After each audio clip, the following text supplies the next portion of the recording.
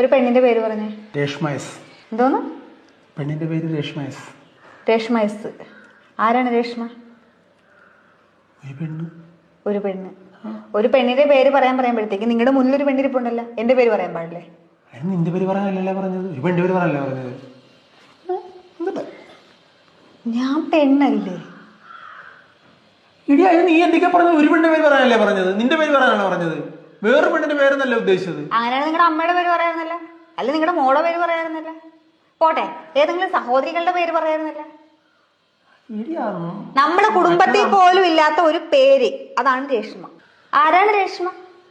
രേഷ്മ ആരുമല്ല. ആരുമല്ലാത്ത രേഷ്മനെ നിങ്ങൾ എന്തിനു പറഞ്ഞു? ഇടി ഒരു പെണ്ണിന്റെ പേര് പറയാൻ പറഞ്ഞപ്പോഴേക്ക് എന്റെ വായി വന്നൊരു പേര് രേഷ്മ എന്നായിരുന്നു. അങ്ങനെ ഒരാളില്ലടി. അങ്ങനെ ഒരാളില്ലെങ്കിൽ പിന്നെ എങ്ങനെ നിങ്ങളുടെ വായിൽ ആ പേര് വന്ന്? 10ാം ക്ലാസ്സിൽ ഉണ്ടായിരുന്നതാണ്. അപ്പൊ നിങ്ങളുടെ ഫോണൊന്ന് ചെക്ക് ചെയ്യേണ്ടി വരും.